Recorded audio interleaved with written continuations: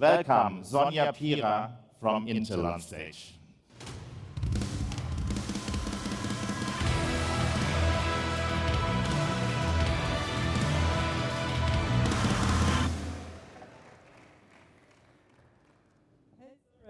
Hi, Sonja. Good to see you. What a great day today to be here at CloudFest in person. Hello together. Yes. I mean, with this audience, right? What can go wrong? Definitely. Really nice to be here and have an audience at least again. So perfect. Yeah. Sonja, Intel is one of our title sponsors for like 5 or 6 years in a row already right now. Yeah. Why do you do this with us? We are doing this at CloudFest because this is a great opportunity for us to show our capabilities as Intel, have a great partnership with yourself, as well as having really good networking with other partners, with other open source communities, and all these engineering coming together. So this is why we are doing this, and for the last 5, 6, 7 years already. So really nice. Thank you for the opportunity. Yeah, thank you too. And for us, it's great too, look, because my work, basically, for CloudFest 2023 is starting next week. So it takes us a year to prepare, you know, so I need to think about what kind of topics we want to cover and so on, and working together with Intel, but also like with VeriSign or Sectigo this year. That helps us, you know, like long before you see anything on the website, when we get prepared. One more question to you when I leave the stage. So there was this big announcement from Intel, like about your investments in Europe. I think overall Europe, it was 80 million euro over 5-6 years, 17 million alone in Germany. Can you tell us a little bit about that? Yeah, definitely. Billion, sorry, I said billion, correct. So yeah, obviously, last week the announcement that Intel will invest a lot in the EU. It will be 80 billion over the next decade. And congratulations to Germany, because we are getting the manufacturing here in Magdeburg. So congratulations, this was an intensive planning and an intensive investigation. And I think this also shows the investment we are doing in Europe, but also especially here in Germany. And I will come to this later on in our presentation in more detail. Cool. So I will go down and I leave you the stage. Thank you, Søren. Thank you. See you later.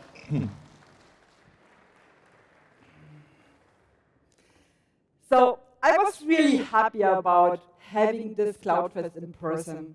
And I would invite you to really have a great time together, really have good times, as well as do a lot of networking, and let's come together and show that we are together again. And to be honest, it was not easy to do that again because of the big shoes. Yeah, I'm not used to that anymore.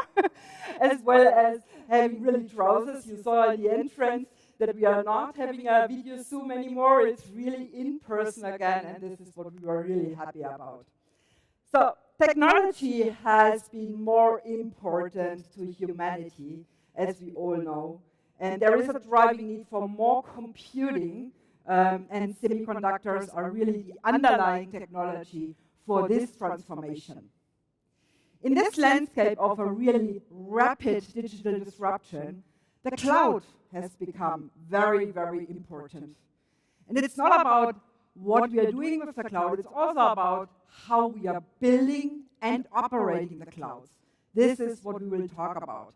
And I would like to invite you to listen into what Intel thinks about that. And this is what we will do in the next coming 15 minutes. So, the digitization of everything is being accelerated by what our CEO, Pat Gelsinger, calls the superpowers. And these are ubiquitous computing, cloud-to-edge infrastructure, pervasive connectivity, and artificial intelligence. Each of these superpowers is impressive on its own. All four together are really making the fastest growing opportunities for us in this market. So this will fundamentally change how we are using PCs, any other connected devices, even in our homes and in the cars. We have seen in the last 2 years during the pandemic that we are working differently together. We are learning differently together, especially our children. And we are delivering healthcare differently. So with the underlying technology, this is really empowering how the developers and enabling our customers' innovations with it. So this is like we have seen all over. So going further to the next topic, which means we are going beyond the platform. So we as an industry have to go beyond the platform and provide more than only the infrastructure, looking into the software capabilities as well as into the services piece. So when I joined Intel 6 months ago only, I was not knowing how big we are in software as Intel. So we have really big software capabilities, and this is really impressive. We are going beyond the platform, and this is how we are really... So I think something is not going wrong right here. So we are going beyond the platform, deliver new insights in workload performance, and we are creating new tools to optimize cost and performance. We are engaging with open source communities and deliver more value, integrate Intel optimizations, and tackle new challenges. We do this to help enable you and your business. So with decades of experience in workload performance, Intel helps reduce the time to baseline performance, analytics, and public cloud infrastructures across the Xeon generations and competitive architectures. We also provide a portfolio of tools to optimize workloads and resources, including open source performance tools, partnerships with Densify and Granulate, as well as we have the own Intel vTune performance analyzer and the open source Perfect microanalyzer. We have also designed programs which are helping you along your cloud journey, from POCs we're doing with you as a customer, as well as complementary tool access. You can invite our cloud architects for a workshop, and we are doing optimized software stacks.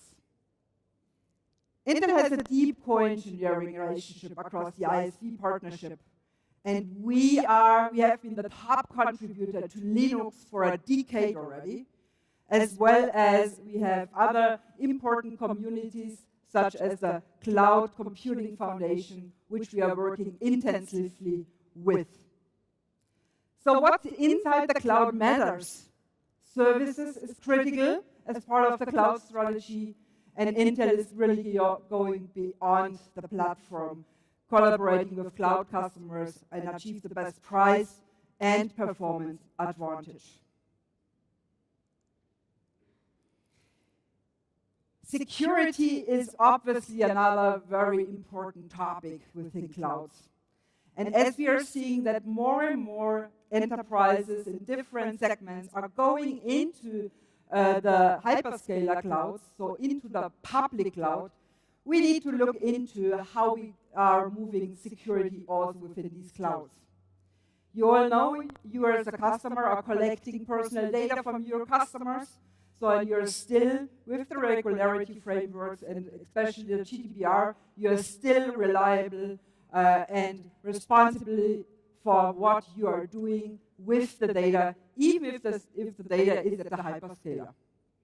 So Intel platforms do have a wide range of features, how we are providing hardware enforcement and of proper software behavior. So this means we are going into the hardware, and really on the hardware our security features are enabled. So this also means if there is a software vulnerability coming up, that we can provide and help you from a hardware perspective, that the data is still protected. We do that with our Intel BootGuard, trusted technology, execution technology, and the platform firmware resilience. So Intel works also with a lot of partners to reduce the risk and complexity and ensuring an optimal performance. Encryption is also a next topic we need to talk about. It's more important than ever, and we know that encryption algorithms are really taking a lot of compute resources from your CPU. So this will be another topic we need to discuss as the encryption acceleration we are doing with the third gen of Xeon Scalable. It was introduced, and we were saying with this crypto acceleration that we are doing 4.2 times faster as with the TLS connection per second, as we have done before with our last generation. So this is a big increase, and I think you should really look into this with our architects. The last topic is confidential computing, and this addresses a big gap protecting data actively in use. So SGX is the solution we are having here. It's the most deployed topic we are having with a lot of our customers, cloud leaders like Azure, like Alibaba, like Baidu, like IBM, like VH, and Ionos. And you will see Ionos presenting this afternoon. I think it's at 12:40. So please go to their presentation and look into how they have used SGX really in practice. I will. So we have some Ionos guys here, perfect. Later on, we will also have on Thursday IBM doing a presentation, and they will also look into how they are using SGX for their electronic patient records. So please join us in this presentation on Thursday at 11:25. So SGX restricts really the data access to only trusted, authenticated applications or processes. So other applications and the guests, the host OES, even the system admins, they don't have access in any SGX enclave. So it's really protected on the hardware. Another very important topic is artificial intelligence. And we see artificial intelligence as a buzzword going around everywhere. So what we are doing is, and it's becoming really pervasive, yeah, it means an exponential growth of data, what we are doing, and where you need real-time automated insights. So our product portfolio is helping to bring artificial intelligence into this. And this allows our customers to better choose which option they are using for artificial intelligence. You see on the screen with the 3 pies that there are different needs from our customers. For example, many customers are adding deep learning into their workloads, into their data centers with a broad mix of any other workloads they're having. So this means AI is taking up one of many slices, as the first graph shows. And this means we have here, Xeon provides an acceleration for deep learning, and this is done through Intel DL Boost, which is included. So for that, please use the CPO and Intel Xeon for that. If you're seeing that a customer needs a higher percentage of data parallel workloads, like we are doing with graphics, with computing, with media, with some high-performance computing, for example, yeah, then our solution for that is that we are going along with the CPU with a GPU called Intel Xe. When we are talking about AI really leading the topic in the compute, it's really dominated by deep learning, then we can use for that Habana or FPGA. The difference is that the data center deep learning uses Habana accelerations, and for the real-time deep learning inference, we are using FPGAs. So please check that out with our engineers. They are at the booth, so you can discuss with them more in detail. So all our hardware options are tied together with one API. It's an open source, standardized software, and we are programming them and help our customers to speed up the time to deployment and to reduce the complexity within their data centers. With all that, we are also looking into reduce the operational carbon cloud to edge. So operating your own data center means you can follow our best practices we have to reduce the operational carbon footprint by a holistic view we are doing. If you're not operating your own data centers, then you know that your data center provider has done this with our solution we are having here. With that, we have partners who are helping us with that. One of them is Cloud and Heat, and we will have a presentation tomorrow at 11:30 where we are going into really alternative energy sources like innovative cooling solutions and heat recovery. And this will help you to really reduce the carbon footprint here. So at the data center level, when we are looking at an average data center has a PUE around 1.58. Very world-class data centers do have a PUE around 1.1. So, and they have then implemented a lot of new cooling techniques, which is helping for that, like liquid immersion. And this is all done with Intel processors and platforms that have a number of telemetry controls, which you can use and enable operators to fine-tune then the energy consumption. At the rack level, we would like to maximize also the density for that. And this means to upgrade the compute, the network, and the I/O separately. This is what you can do within our systems. And finally, we focus on maximizing the utilization. So hardware performance has outpaced the software ability to take advantage for, and we work with software ecosystem partners to maximize the usage of the underlying silicon. So our vision is to drive continuous innovation around the sustainability semiconductor manufacturing. This includes that we are going on 100% renewable electricity. We are getting net positive water, so we replenish more water than we are using for our manufacturing sites. We have a topic like zero waste landscape, which we don't have any waste covering in, it's going into the cycle again.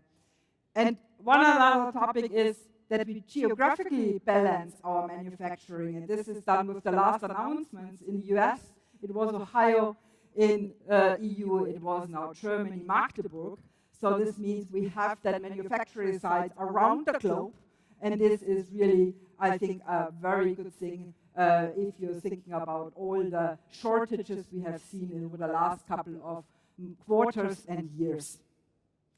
So sustainable manufacturing leads to sustainable products. We look at the entire system architecture to drive our sustainability product strategy from the data center to the rack throughout the system. So key innovation in this area is creating a modular server where data center operators can upgrade really the compute part and the I/O part independently for this. So when we go on to the key takeaways of this session, and I think technology has an increasing role of what we are doing in our daily lives.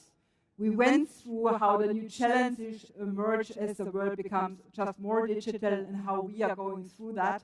And what's in our mind, we must think beyond the platform than simply adding just more of the same will be not sustainable. And this is what we are doing at Intel. As our Intel CEO, Pat Gelsinger, is saying in his open letter to the open ecosystem, it's the world's challenges demand innovation. And this is where we are inviting you also to come and bring innovations to us and bring your thoughts and feedback to us so that we can implement this with our business units in our roadmaps. I also invite you to join us at the booth to discuss the topics in more detail with our engineers. So the booth is over there. You can see that. So we have a lot of engineers there. You can discuss the topics with them in more depth. And I also thank you for your attention this morning. And It was great to be here in person again. So we will have a lot of time to network over the next couple of days. I will stay here until Thursday, and obviously partying also in the evening. Thank you for your attention.